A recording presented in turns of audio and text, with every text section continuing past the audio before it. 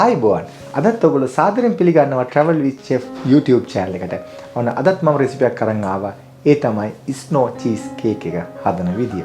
ඔයගොල්ලෝ දන්නවා ඇති cheese cake කිව්වහම cheese cake එක වගේම මේක හදන්නේ snow cheese cake කියලා.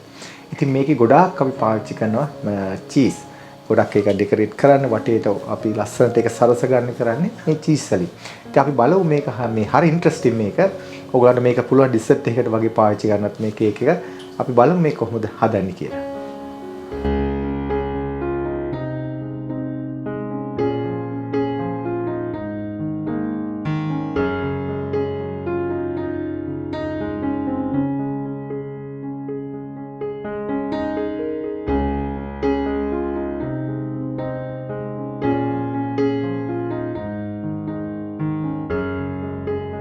ඉතින් අපිට මූලික වශයෙන් අවශ්‍ය වෙනවා බිත්තර 4ක්. ඒ බිත්තර 4 සුදු මදේ කහ මදේ වෙන වෙන තියාගන්න ඕනේ. සුදු මදේ අපිට හොඳට මේක බීට් කරගන්න ඕනේ වෙනම. ඉතින් ඒක බිතොර එක බිත්තර 4 අපිට වෙන වෙන වශයෙන් තියාගත්තා. ඒ වගේම මට අවශ්‍ය වෙනවා නිකම් පාම් පිටියක කේක් හදන පිටියක ග්‍රෑම් 70ක් ප්‍රමාණය. ඉතින් ඒකේ පොඩ්ඩක් එහෙම වුණාට කිසි ප්‍රශ්නයක් නැහැ. මෙතන ග්‍රෑම් 70ක ඒක තියෙනවා.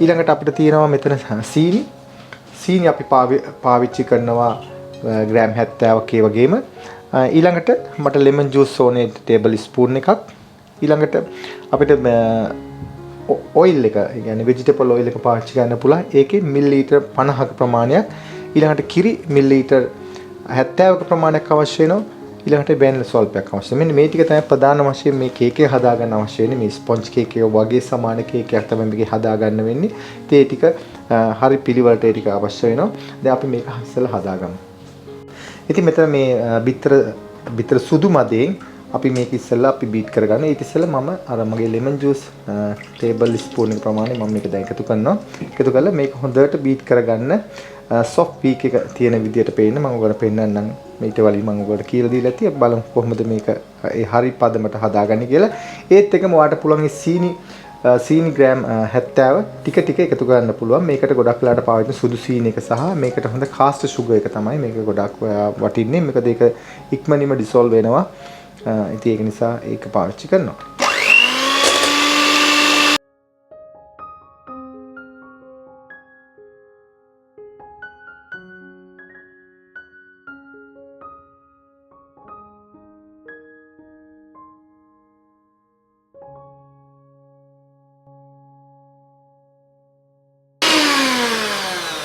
ඉතින් මෙන්න මේ ගානට ආවන් පස්සේ හරි ඔයගොල්ලෝ පේන ඇති මෙන්න මේ ආකාරයෙන් තියෙන්න ඕන.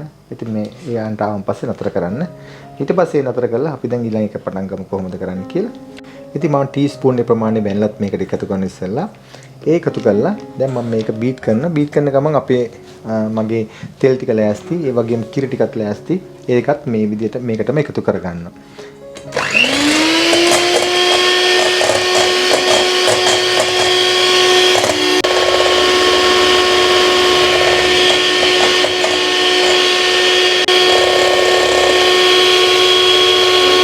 ඉතින් මම මේ ටික දැන් දියර වර්ග ටික ඔක්කොම කවලම් කරගත්තා. දැන් මම එකතු කරගන්නවා මේකට මේ පාම් පිටි ටික. මේ පිටි ටික මතකතුව මේක හාල්ලා ගන්න ඕන එකපාරක් නැත්තම් මේක කැට තියෙන්න පුළුවන්. ඒ කළා මේක මේ විදිහට කලවම් කරගන්න මේක.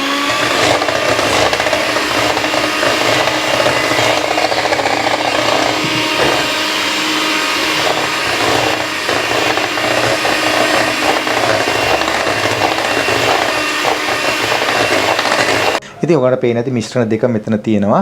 ඒක අනිත් එක තමයි මගේ මේ සුදු මදේ හොඳට ගහගත්ත. දැන් ඒකත් එක්ක මම ටික ටික එකතු කරලා මේක ෆෝල් කරගන්නවා. ඒ ෆෝල් කරද්දි මම පාවිච්චි කරනවා මේකට මගේ මේ විස්ක් එක. මේ විස්ක් එකෙන් තමයි මම මේ කවලම් කරන්නේ. හැබැයි හිමීට කරන්න ඕනේ. ඒකේ තියෙන ඒ ආයකේ විදිහට ගොඩාක් නැති කරගන්න එපා. නැත්නම් කේක් එකේ බහින්න බලනවා. මේ විදිහට කවලම් කරගන්න ටික ටික සුදු මදේ එකතු කර මේ සියල්ලම එකතු කරන්න ඕනේ මතකතුව මේ ඕව මික්ස් කරන්න එපා මික්ස් කරන්න නැතුව හිමීට මේ විදිහට කවලම් කරගන්න මේ ආකාරයෙන් මේ වගේ මේ විස්කයක් නැත්තම් ඔයගලන්ට පුළුවන් ඔයගොල්ලෝ ලී හැන්දකින් මේක හොඳට මේ වගේ ෆෝල් කරගන්න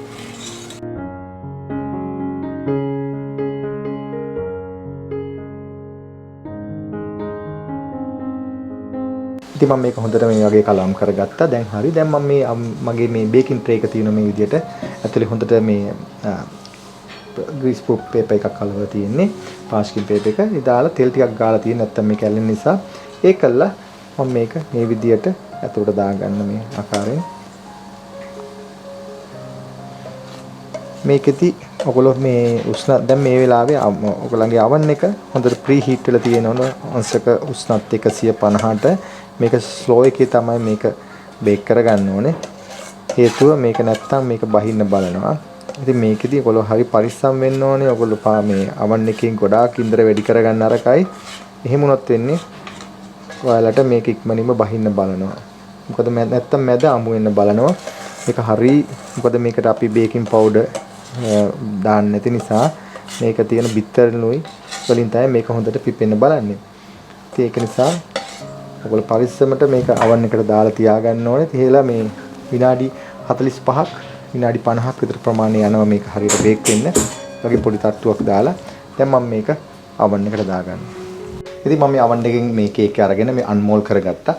දැන් මම මේක හිතන් ඉන්නේ මම මෙතනින් මේ කොටස් තුනකට මේ ආකාරයෙන් මේක මම වෙන් කරගන්නවා මේ කපා ගන්නවා. කපලි වල මම මේකට මගේ මේ ෆ්‍රොස්ට් එක කියන්නේ මගේ ෆිලින් එක එකතු කරන් මේ හදලා මම මේකට ෆිල් කරන්න හදන්නේ.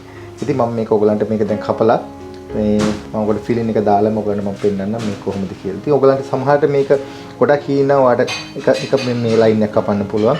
එහෙම නැත්නම් ඔයගලට මේ කොටස් දෙකකට කපලා මේ තට්ටු දෙකකට තුනකට හදා ගන්න පුළුවන්. ඉතින් මෙතන බටර් තියෙනවා මම ෆ්‍රොස්ටින් එක හදාගන්න එකේ ෆිලින් එකට. ඉතින් මෙතන තියෙනවා මේ බටර් ග්‍රෑම් 100ක් තියෙනවා. ඊට පස්සේ මෙතන මම ක්‍රීම් චීස් තියෙනවා. මම ඒ ග්‍රෑම් 200ක් මට අවශ්‍ය වෙනවා. මොකද මේක රසට හදාගන්න ඕන නිසා තමයි මම මේ විදිහට හොඳට එකතු කරන්නේ.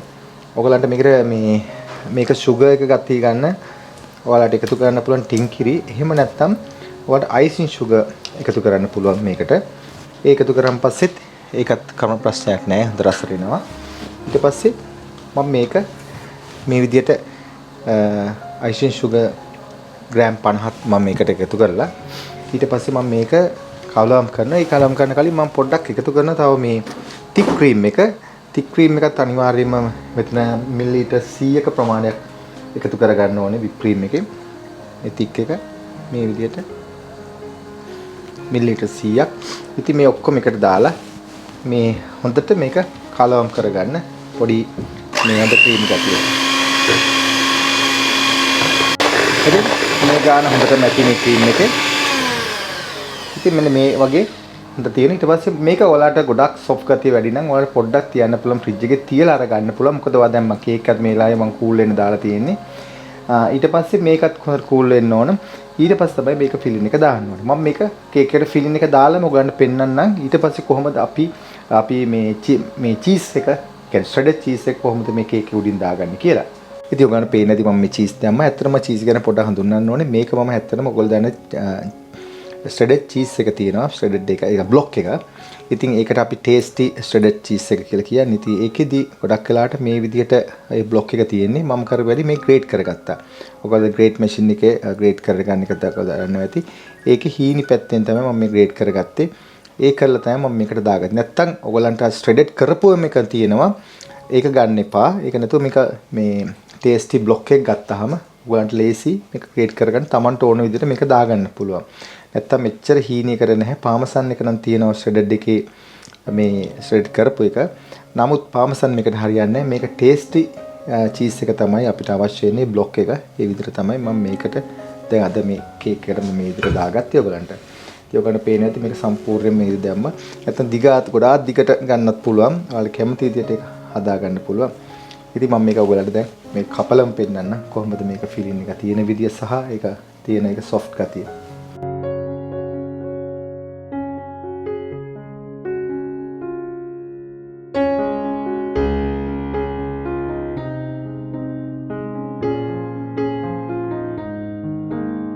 ඉතින් ඔයගලට පේන්නේ මම මේ කපලා ගත්ත එළියට ඇත්තට මේක හරිම සොෆ්ට් ගතිය තියෙන්නේ. මම මේ ඔයගලන්ට මේ කපලා පෙන්නන්නේ මේ විදියට. මේ බලන්න මේක හරිම සොෆ්ට් ගතිය තියෙනවා. තනික චීස් තියෙන්නේ. මේකෙත් ඇතුලේ තියෙන චීස් ක්‍රීම් චීස් එකකින්මයි තියෙන්නේ මික්ස් කරලා. ඉතින් මේ සොෆ්ට් ගතිය තියෙන තමයි මම ඔකට මේ පෙන්නන්නේ කඩලා. බලන්න හරිම soft මේක. මේක ඔයගොල්ලෝ dessert එකකට දෙන්න පුළුවන්. මේ හරිම රසයි. මොකද මම මේක නිතර හදන එකක්. ඉතින් ඔයගොල්ලන්ට මේ හදලා දුන්නේ එකයි. ඉතින් ඔයගොල්ලොත් මේක හදලා බලන්න. හරිම රසට තියෙනවා. මේ මොකද මේකේ soft ගතිය සහ ඒකේ තියෙන අර creamy ගතිය. ඒක අර cheese වල ඔයගොල්ලෝ පේලාද මේ cheese එක බලන්න පොඩ්ඩක් පිරෙන තියෙන මේක අර snow ගතියට තමයි ඒක පෙන්ලා තියෙන්නේ. ඒක නම දාලා තියෙන්නේ. ඉතින් ඒකයි. ඉතින් ඔයගොල්ලොත් මේක හදන්න බලන්න. ඔන්න අද බලාගත්ත ඔයගොල්ලෝ මේ snow cheese cake එක හදාගන්න විදිය. ඉතින් ඔයගොල්ලොත් හදලා බලන්න. මේක වෙනසකට හදලා බලන්න. ඇත්තටම හරිම රසයි. ඉතින් හරිම rich cake එකක්. මේ ඔක්කොම දාලා ගැතුවාන් පස්සේ හරිම රසක් තියෙනවා. මතක තියාගන්න cake එක හදද්දී හරි පරිස්සමෙන් හදන්න. ඒක ඔයගොල්ලන්ට පේන්නේ නැති එකට හොඳට පිපිලා තියෙන cake එක ඔයාගේ බේස් එක හදද්දී ඊට පස්සේ පොඩ්ඩක් බහින ගතියක් එනවා ලාවට. ඒක ප්‍රශ්නයක් නෑ. නමුත් ඒක සාමාන්‍ය විදියට ඔයගොල්ලන්ට කපලා ගන්න පුළුවන් කිසි ගැටලුවක් නෑ. මතක තියාගන්න slow එකේ එක cook කරගන්න. ඒක cook කරලා ඊට පස්සේ බේස් එක දාන ඒවන හරි ලේසියෙන් මට කරගන්න පුළුවන්. නමුත් සමහරවිට ඔයගොල්ලෝ පළවෙනි පාත වරදින්න පුළුවන් මේක හදනවා නම් මුලින්ම. නමුත් දෙවෙනිව තව try කරන්න ඒක හරියට එනවා. මොකද අපි අර පුරුද්දත් එක තමයි මේක කරන්නේ. මේ ඉතින් මේක ඔයගොල්ලෝ හදලා බලන්න. මොන හරි ගැටලුවක් තියෙනවා සුපුරුදු පරිදි කමෙන්ට් එකක් දාන්න. මම හිතනවා අද වැඩසටහනත් ඔයගොල්ලෝ යමක් අධිගෙන ගන්න නැති කියලා. නැවතත් මෙවැනි අලුත්ම වැඩසටහනකින් හම්බ වෙනතුරු අදට ගිහින් එන්න ඔබට සුබ දවසක්. ආයුබෝවන්.